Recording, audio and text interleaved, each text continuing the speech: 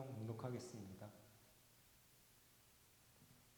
내가 항상 여호와를 찬양하겠습니다. 내 입에서 그분을 찬양하는 것이 끊이지 않을 것입니다.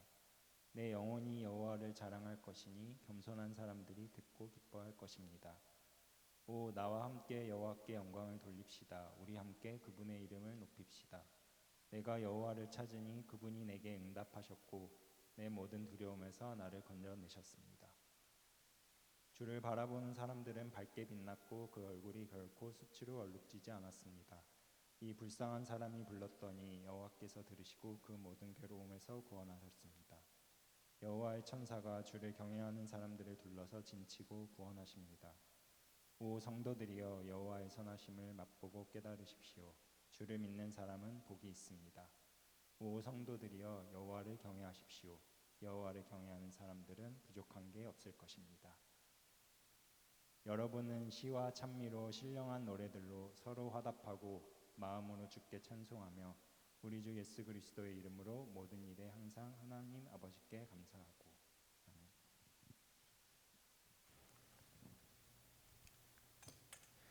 네, 하나님 말씀입니다. 우리 지난주에 함께 치유받은 10명의 사람들 이야기 누가복음 말씀을 나눴는데요. 그래서 우리의 삶에는 이렇게 하나님께서 치유하시고 또 새로운 기적을 일으키시는 감사의 순간들도 있다라는 것, 그리고 우리가 그 감사를 통해서 하나님과 관계가 더 깊어지는 그 이야기를 나눴고요. 오늘 우리가 함께 나누고 싶은 말씀은 지난주의 말씀과는 정반대되는 말씀입니다. 정반대의 상황에서 도저히 우리의 삶에 감사할 것이 없는 순간, 하나님을 찬양할 것이 없는 그 순간에서 우리가 어떻게 하나님 앞에 감사할 수 있을까, 어떻게 그 하나님을 찬양할 수 있을까라는 그 말씀을 우리가 함께 나누려고 합니다. 이제는 조금 지나갔어요. 이제는 조금 지나갔는데 한 3주 정도 전에 저희 집 둘째 이제 이나가 태어나는 그 순간에 저와 저희 가족은 사실 꽤 스트레스를 많이 받는 그런 상황에 있었습니다. 아마 아시는 분들도 많이 계시겠지만 한 달 반쯤 됐나? 10월 첫째 주쯤이었을 거예요.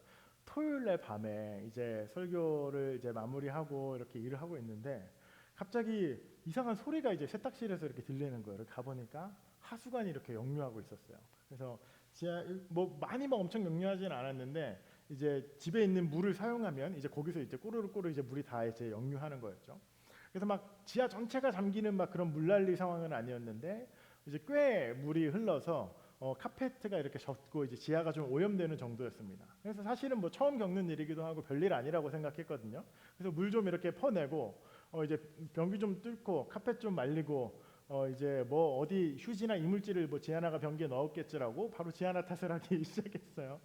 그리고 나서 이제 집에 있는 이제 뭐 이런 싱크대 같은 걸 뚫는 거 가지고 막 이렇게 열심히 변기도 뚫어보고 여기도 뚫어보고 이리저리 애를 써봤는데 1시간이 지나고 2시간이 지나도 이게 안 돼요.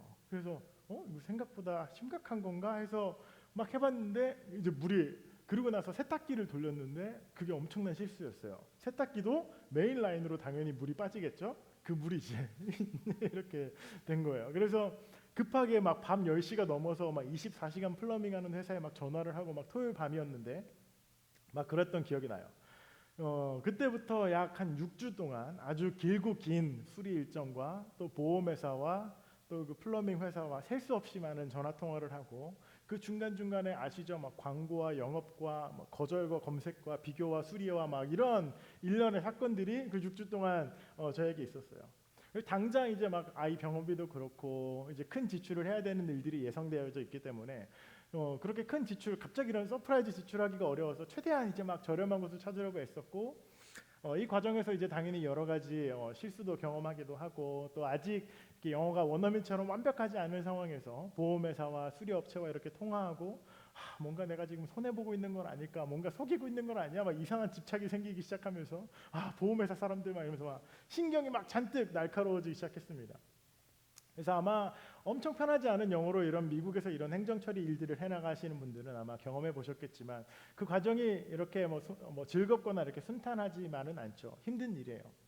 그래서 이제 둘째 이나 출산이 이제 한 달 앞으로 다가와서 이제 아내는 만삭이고 이제 그 지하 공간이 이제 그 아이의 방을 꾸미려고 계획했던 널서리 공간에서 그 난리가 난 거예요. 그래서 오염된 카펫에서 이제 슬슬 곰팡이 냄새 비슷한 게 나기 시작하면서 와 이게 안 된다. 그때부터 불안과 스트레스가 막 터져갈 직전이었습니다.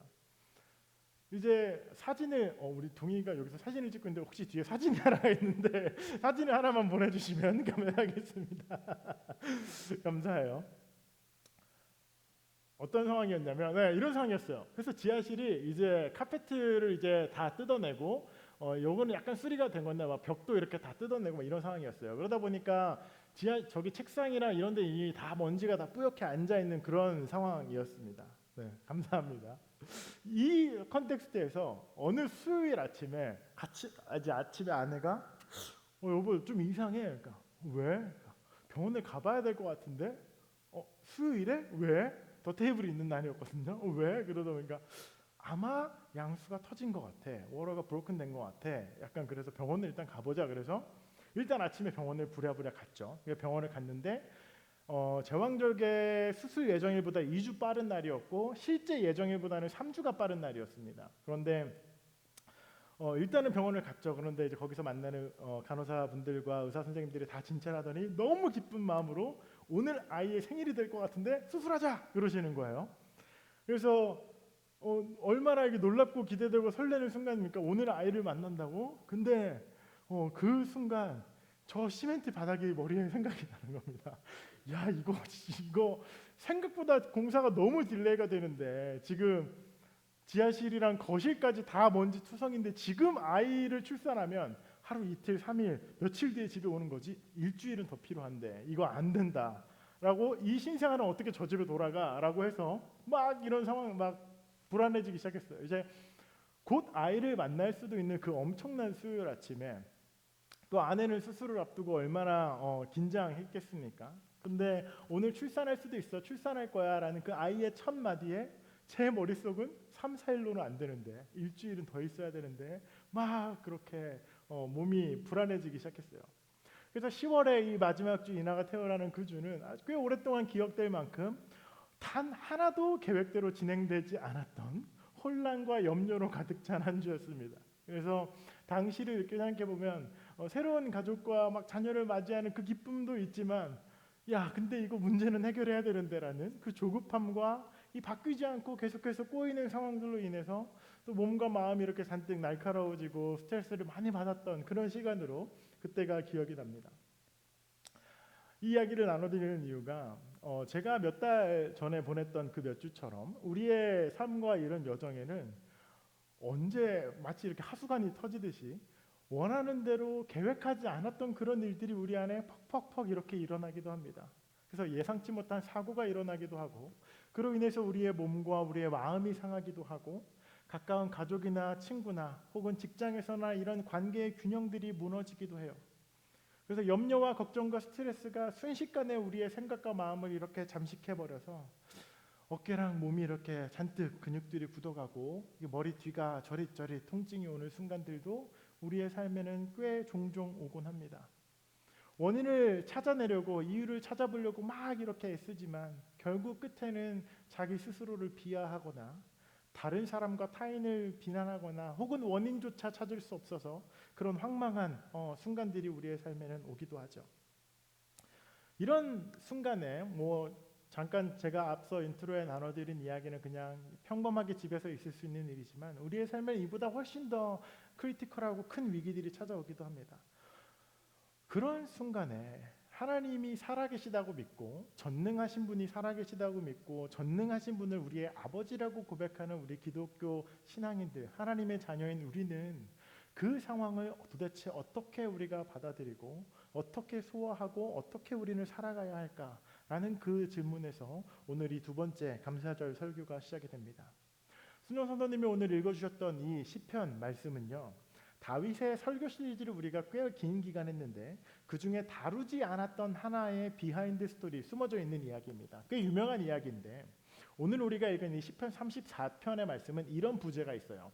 다윗의 시, 아비멜렉 앞에서 미친 척하다가 쫓겨났을 때 지은 시라고 굉장히 구체적으로 시의 컨텍스트를 이렇게 딱 보여주고 있어요. 그래서 배경은 이제 다윗 좀 아시죠? 이제 다윗이 광야로 가서 사울 왕에게 막 쫓김을 당하면서 이제 광야에서 그런 도망자 생활을 하는데 이제 어느 날 사울 왕이 코앞까지 이제 추격해 와서 곧 잡히기 직전에 다윗은 당시 적국이었던 블레셋 가드라는 도시로 도망을 치게 됩니다. 도움을 구하려고 가드의 왕이었던 그 아기스 아비멜렉이라고도 하는 그 왕 앞으로 이렇게 갔는데, 이게 왕궁에 이렇게 도착을 했는데 이제 굉장히 허름하고 누추하고 막 몇 년을 광야에서 살았으니 되게 그런 거린과 같은 모습으로 왕궁에 들어가지 않겠어요? 그렇게 들어갔는데 거기 있는 신하들이 그 거린과 같은 다윗을 알아보기 시작하는 겁니다. 수근수근 거려요. 저 사람 혹시, 저 사람 혹시. 그 가드가 어떤 동네였냐면 다윗이 소년 시절에 쓰러뜨렸던 골리앗의 고향입니다. 그 골리앗 고향을 지금 들어갔는데 꽤 시간이 지났거든요. 근데 거기 있는 부하들이 알아봐요. 저 사람 혹시 다윗은 사울은 천천, 다윗은 만만할 때 그 다윗 아니야? 라고 사람들이 알아보기 시작합니다. 다윗은 그 자리에서 사실 나는 이제 목숨을 살아서 여길 나가긴 어렵겠다라고 생각했었겠죠. 다윗에게는 그 가드 골리앗과 그 사람들은 민족의 원수가 다윗일 수도 있으니까요. 그래서 다윗이 선택한 방법이 뭐냐면 그 블레셋의 왕과 그 신하들과 그 왕궁에서 정신 나간 척 연기를 하기 시작합니다. 사무엘상 21장이 이 시편 34편과 맞닿아 있는 역사적 기록인데 21장이 뭐라고 말하냐면 다윗이 왕궁의 문짝을 긁고 수염에 침을 질질 흘리고 소리를 지르고 정신 나간 사람처럼 막 뛰어댕겼다고 그렇게 기록하고 있어요. 이 고대 사회에서 광인, 정신이 온전치 않은 사람들이 그런 사람들은 어떠한 신의 저주나 어떠한 재앙의 상징으로도 여겨졌거든요. 그래서 왕궁에 이런 사람이 있으면 되게 불길하다라고 여겼을 거예요. 그래서 다윗은 스스로 왕궁에서 쫓겨나고 버림받기 위해서 신에게 저주받은 행세를 하면서, 다윗은 하나님께 기름 부음 받은 사람이었지만 그 앞에서 저주받은 행세를 하면서 정신 나간 궁리를 하면서 막 그렇게 문을 벅벅 긁고 있었습니다. 자신의 고국에서는 이스라엘에선 역적이고 추방자이고 지금 도망쳐서 살아가고 있는 형편이고, 그 도망쳐 온 가드라는 그 지역에서는 지금 침 질질 흘리면서 미친 척하면서 제발 나를 살려서 그냥 버려주기를, 그렇게 수치스러운 행동을 스스로 선택해서 막 하고 있는 거예요. 어쩌면 다윗이 이 성경에서 다윗이 가장 지우고 싶은 자기의 삶의 이야기가 있다면 저는 사무엘상 21장이 될 수도 있다라고 생각해요. 오늘 이 가드에서 미친 척하면서 쫓겨난 그 이야기를 다윗이 얼마나 성경의 역사책에 기록하고 싶지 않았을까라는 생각도 합니다. 자신의 젊은 날을 생각해 보면 하나님께 기름을 부음을 받고 왕의 후보가 되고 골리앗을 쓰러뜨리고 전쟁을 반전시킨 전쟁 영웅이었고 모든 존경과 주목을 막 받기 시작한 그가 이제는 블레셋의 왕 앞에서 미친 척하며 목숨을 구걸하고 있는 것입니다. 사울에게 쫓기는 그 순간이 내 인생의 바닥이라고 생각했는데 바닥을 한참을 지금 더 뚫고 들어가서 미친 행색을 하고 소리를 지르는 자기 자신을 보면서 다윗은 어떤 생각을 하고 그 당시 다윗의 감정은 어떠했을까 생각이 들어요. 의심의 여지 없이 그날은 다윗 인생의 최악의 하루였겠습니다. 그런데 그 최악의 하루에, 그 최악의 날에 다윗이 적은 시가 오늘 우리가 읽었던 시편 34편인데 감사와 찬양의 시를 그가 적습니다. 그 비참한 모습으로 겨우 왕궁에서 목숨을 부지하고 나와서 어느 광야의 굴 같은 데 숨어서 이렇게 시를 적어요. 그의 첫 시를 이렇게 시작합니다. 내가 항상 여호와를 찬양하겠습니다. 내 입에서 그분을 찬양하는 것이, 그분께 감사하는 것이 끊어지지 않을 것입니다. 내가 여호와를 자랑하겠습니다.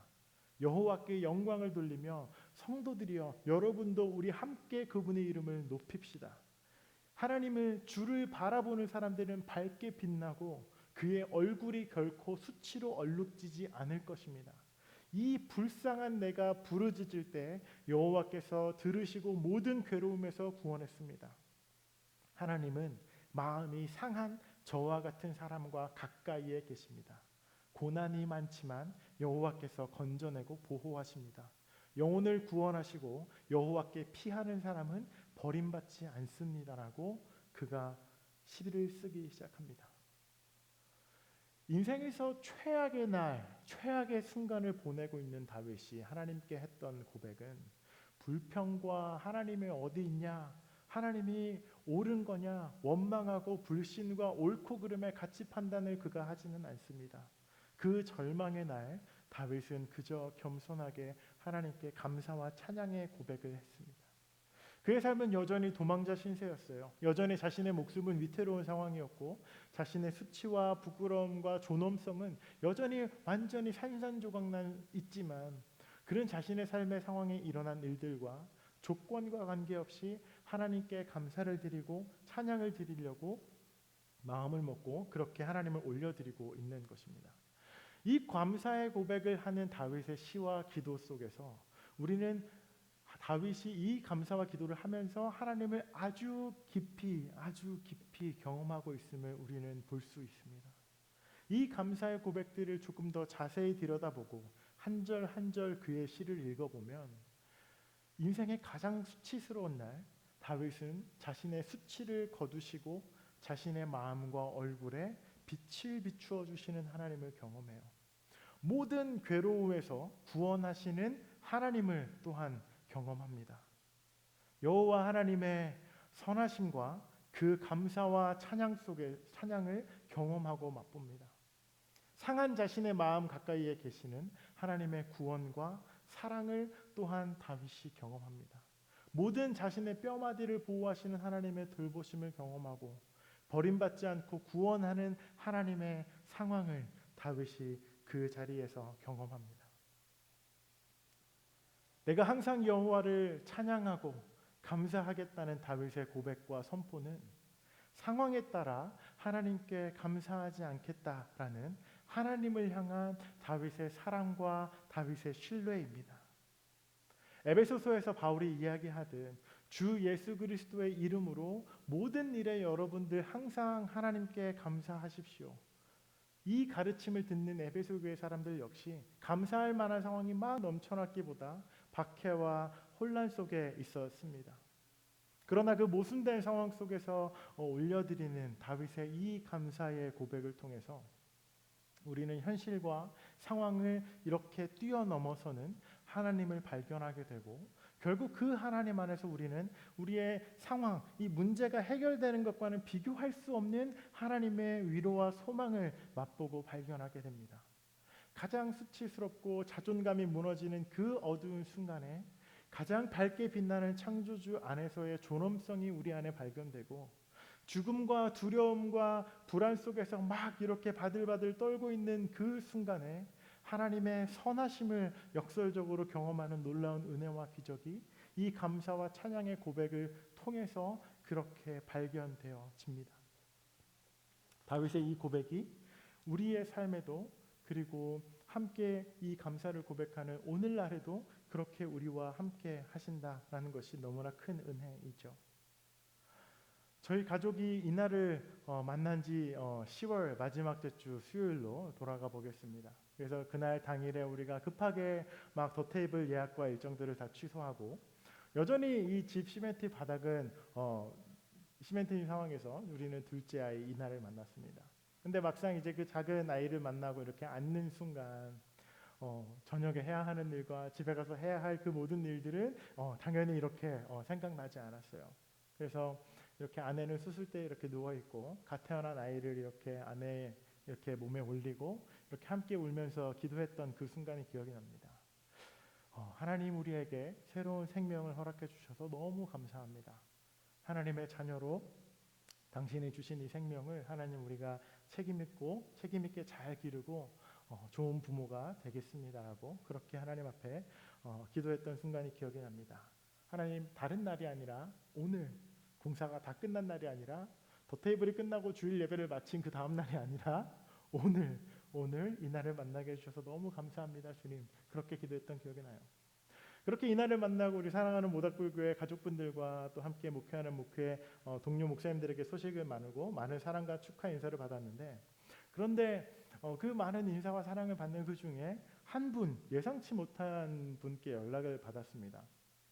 제가 미국에서 2017년, 18년도에 처음 신학 공부를 시작하고 이제 막 목사 안수 과정을 시작한 19년도 당시에 당시 캔자스 시티의 감리사님이었던 앤 가토브 목사님으로부터 연락이 왔는데 혹시 사진을 보여주실 수 있나요? 네. 지금 뭐 저에게 종종 만나는 조현진 감리사님의 전전 감리사님이었고, 지금도 저는 병아리지만 결혼도 하기 전에 진짜 미국 온 지 1년 되었을 때 진짜 병아리일 때 당시에 감리사님이셨던 목사님이십니다. 그래서 지금은 부활의 교회에서 목회를 하고 계신 분이 가까이에 계신데, 저와 저희 가족에게도 굉장히 특별한 분이에요. 그래서 저희가 되게 힘들 때 많은 사랑과 도움을 주신 분이었는데, 이분이 이제 둘째 소식을 듣고 축하해주고 싶다고 연락이 왔습니다. 그래서 특별히 저희가 처음 막 미국에서 경제적으로도 많이 어려울 때 섬길 수 있는 교회도 연결시켜 주시고 또 많은 개인적인 도움을 주셨던 분인데, 이제 뭐 창현 그동안 어떻게 지냈어? 새로운 교회는 어때? 뭐 이런저런 안부 인사들을 나누면서 뭐 저희 집 상황도 이렇게 자연스럽게 나누게 됐습니다. 그러면서 한국에서 가족들이 오시는지 그런 상황들을 쭉 듣고 이분이 꽤 심각한 표정으로 말씀했어요. 창현, 여경, 올해 우리 애들 둘 다 직장 잡고 집 나갔어. 집 한 층이 통째로 비어 있고 화장실도 출입구도 다 따로 있어. 병원이랑도 좀 가까워. 5분도 안 걸려. 일주일이든 한 달이든 관계없이 원하는 만큼 우리 집에 와 있어. 제발 와 있어. 우리 지금 애들이 우리 좀 시끄러웠으면 좋겠어. 우리 집이. 우리 집이 너무 적적한데 좀 와주면 좋을 것 같아. 수리가 마무리 안 된다면 꼭 연락하고 반드시 와. 이날이 목요일이었는데, 그리고 금요일에도 토요일에도 문자를 보내셨습니다. 지금 집 어때? 언제 올 거야? 꼭 와. 농담 아니야. 빨리 와. 감사하게도 퇴원을 딱 하루 앞두고 아슬아슬하게 그 전날 공사와 청소까지 마무리돼서 딱 하루 차이로 깨끗하게 우리가 집에 들어올 수 있게 됐지만, 이 앤 같은 목사님의 이런 초대와 문자를 이렇게 받으면서 제가 그 전에 막 걱정하고 불안해하고 스트레스 받던 마음들이 이렇게 쭉 녹아졌어요. 왜 그랬냐면, 하나님이 이거 알고 계셨구나라는 생각이 들었어요.